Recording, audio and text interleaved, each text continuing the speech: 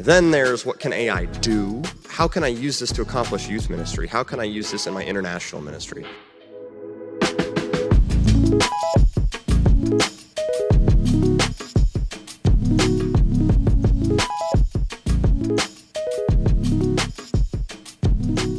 Hello again.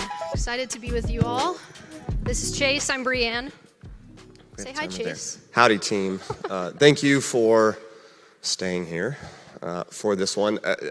Hopefully this is an exciting time because we're just going to share some praiseworthy things that some of the ministries since this time last year have put into practice and deployed for the service of the kingdom. And so as we can go to the next, keep it here. As a bit of a recap, right? Some of the things that Brienne was talking about, no matter how you deploy AI, and whether it's Gloo who does it or not, right? This is a movement of a body. It has to be ethically built, right? And so we're asking people for permission to build something for them, or you can't just steal, right? Novel. Second, it has to be scripturally based and essentially immovable. What I didn't maybe underscore from my brief comment this morning was if you're putting that Christian lipstick or prompt engineering on top of a secular model, we just have the data to tell you when that secular model changes just so slightly, what does good and bad mean? It's really hard to keep that orthodox over time, okay?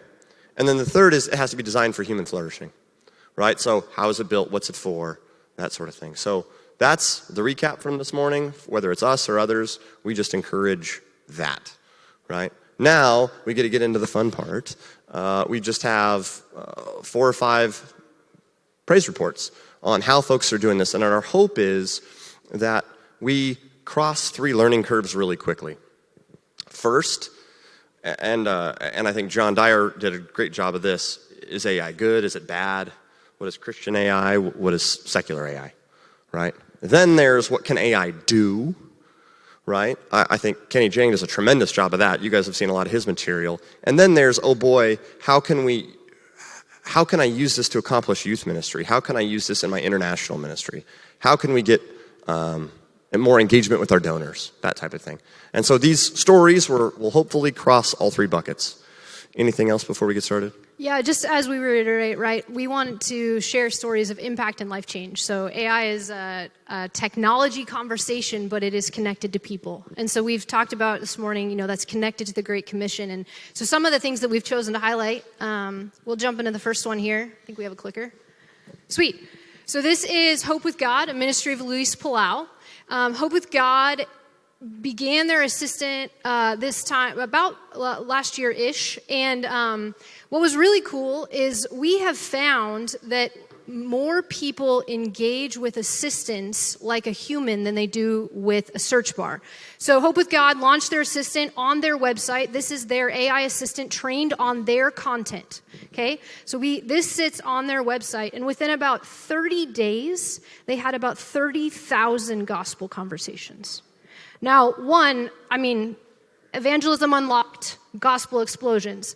2, imagine trying to staff 30,000 conversations. You would need a call center 24/7, and you still wouldn't be able to keep up with it.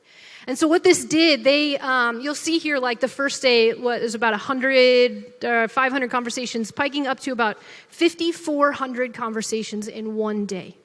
These are gospel interactions. Now, what AI is not doing here is they're not praying for people. It's not a person, but it's directing people to content that is making them more exposed to Christian values, to how to meet Jesus, and then maybe giving them a next step for how to connect to a person. So imagine what this could do for your ministry. This is just one example. Anything to add there, Chase? Yeah, this one's fascinating because Luis Palau has a very robust model. You can ask it, why is the sky blue? And it'll give you an answer scientifically, and then it'll direct you to the Psalms and some of the Proverbs, right? And so that's just a very capable thing to do, and to keep that orthodox is hard. What I wanted to call out, though, is this has the capability to be flipped on, which is, hey, this is getting really personal, right? Maybe someone's in a struggle or about to give their life to Christ, because we've got the data to kind of know how that conversation goes. Can I get your information? I'm still happy to talk with you. I'm still happy to lead you to Christ, essentially. It's just scriptural conversation. But can I get your name, email, and number? And we found from a lot of these, most people say no, right? So if you've got something interactive on your website and the first thing, millennial, is give me your email and name, I just check out, right? Yeah. But if you're willing to have a conversation with me, and then you ask again 5 minutes later, because you say, hey, we really have people praying about this that want to talk to you. All right, fine, I'll give that to you, right? The last thing I would say to this little piece, she mentioned search bar. The average number of words in a search bar is 1.7. Marriage help, parenting resources. The average number of words in our chatbot, I don't like chatbot agent, 14.2. Marriage help becomes, oh man, my marriage is really on the rocks. Like, what's the statute of limitations in Texas? Right? People talk to AI like they talk to people. True. And so you can do so much more, by the way, just when you move that message into a different channel. Awesome. Let's move to the next one. This is KCBI. This is a fun one. Yeah, this is my favorite. So the team at KCBI, Matt Austin, Sharon Geiger, Emily, they are tremendous and innovators. And there's a couple things going on here. If you can look at the graph at the up top in the middle, I just want to tell you 2 stories about that. First, we took all the non-administrative questions out, right? Their most popular question is something like, I was driving home from work around 5 yesterday, and there was just a great song about Jesus. What was that? That's a really important question for them, because that could be a donor out there, and that could be someone who's really impacted by that song, right? And so that's kind of that's a manual process. Now that's automated. We scrape their website every 3 minutes and can retroactively use all that information. However, so all those types of questions aside, you see anxiety, spiritual struggles, guilt, shame, stress, and relationship difficulties make up about 70% of the questions and or conversations. AI is saying, this person didn't need to say anxious, but they're anxious, right? So that was great. What they started to do was ask, well, here are some ways we could, or asked us how are ways we could deploy this. Well, we said, well, you have a fall fundraiser coming up. Why don't you start speaking to those issues? And if you're in North or Central Texas here, I live here, normally KCBI says something like, hey, we're listener-supported KCBI. It was a nice voice. If God's used us in your life, please pray about donating and joining to be a donor. Has done well. This fall fundraiser, I know they finished early and overshot their goal, and they did a lot of that, but they were also doing stuff like, are you a mom struggling with anxiety right now? Maybe driving from here to there? We're going to pray for you right now. Say this prayer with us. By the way, we have a fall fundraiser going on. And after the new donor interviews and the drive, number one reason, anecdotal combined, that a new donor, first-time donor contributed, they told me it was a statement like, God, I was just praying for something, and you mentioned it on the air the same day. God's using you to work in my life. I want to be a part of this. It's a radio station creating a community in 2025. I get goosebumps thinking about how cool that is. Right? Second thing, and I'll land the plane on this example, that little yellow piece is spiritual struggles. They said, what is that? I said, I don't know. We did some clicking around. 3 out of 5 of those had to do with assurance of salvation issues. How do I know if I'm saved? Did I commit the unforgivable sin? So they created an ebook called Doubt, and one of their best performing resources in the first 90 days. So literally, it's a new category of data, and then we're unburying the talent that was previously buried and deploying it back for service. Yeah, the power of that is in the data, right? We've heard about that today. We've heard about that from experts in the field, and what I love is that there's a connection between data and people. We're taking data analytics, we're taking real questions that people are asking, and we're actually connecting them to a resource that meets them in a time of need. We're meeting people where they're at. And so this is just a great example. We have many more to show you, so we'll keep going just for the sake of time here. And this is still anonymous, right? They didn't know who's talking. And in some cases, the person volunteered. But when you have enough, if you have tens of thousands, hundreds even conversations, statistics makes it easy. You can still serve your people. Sorry, go ahead. You're all good. All right, I'm giving you enough time because, so this is Answers in Genesis. We are so excited about what's happening with Answers in Genesis. This is a new project that we have just launched with them. So Answers in Genesis have some really fun things going at the ARC exhibit in Kentucky. And so in our booth, if you're here for NRB, you will be able to talk to Noah. We have trained Noah on Answers in Genesis content, and you will be able to have a conversation with him. This is a project of theirs that they've been working on, and we're just excited to be able to demo that.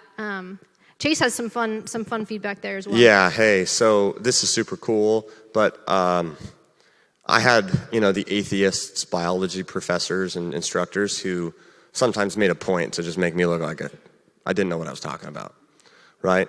And so if that's ever been you, if that's ever one of your kids or grandkids, if you go to Answers in Genesis right now, and you type in, or you create an account, so it's behind their account wall, put your name and email in there, their Answers in Genesis assistant pops up. This thing is bananas. You can ask it anything, and it'll give you a young earth perspective on it. Like, I'm really struggling. I mean, how did dinosaurs fit in the ark? Were there even dinosaurs on the ark? How can starlight be millions of miles away, light years, and and it will take you to debate, it'll take you to academic journal, it'll take you to whatever. And the amount of content engagement there is explosive, right? We have people using this in my own Bible study, right? Is there any archaeological evidence for Sodom and Gomorrah? Turns out there is. Boom, and it brings up that article or that video clip. Yeah, we're excited about that one. So if you're at NRB, come check it out. It'll be great. All right, 121 Community Church. This one is awesome. So that QR code on the right-hand side and that card, what is the purpose of life? This was a campaign they ran as a church. So they printed thousands of these, hundreds of these, and they put them in middle schools and high schools. And all over. They had their students basically pepper these everywhere. And what they found is that students would scan this QR code at a rate higher than any other campaign they had run, I believe.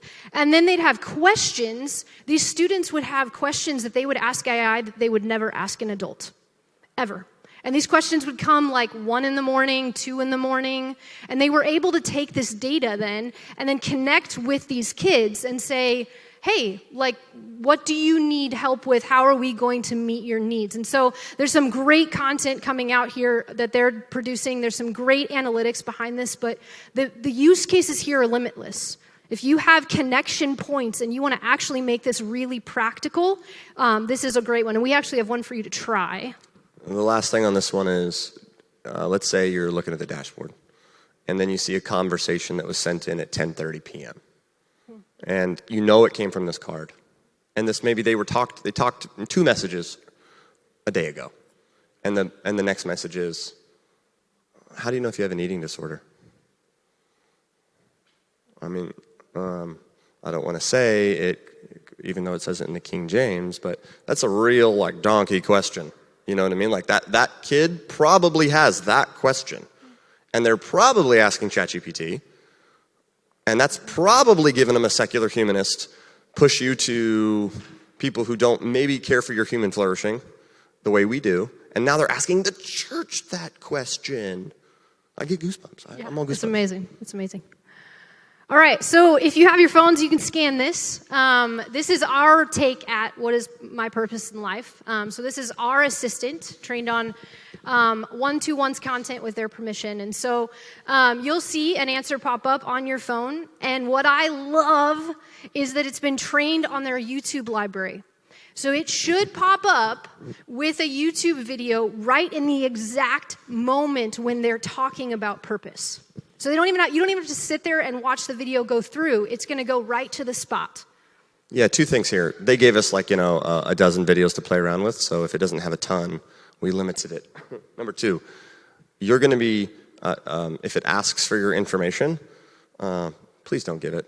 If you're just playing around with it, because it sets an email off. Now we've got these in our inbox, but you're just going to flood my inbox. And so that you can ask it anything. Are animals going to heaven? And you're going to get that church's take on it. But again, it's worth saying, right, for the church and for most of our orgs, we're out of time. Brienne. Vast majority of questions are administrative and automatable, but this gives you the full range 24/7, and hopefully you've enjoyed some of these praiseworthy AI uses. Yeah, we'd love to talk to you. There will be a QR code, last slide. So if you, after today, are like, hey, this is cool, let's go chat. We're in the back. We have a booth at NRB as well, so we'd love to talk to you. It's been great to be with you. Thanks, guys.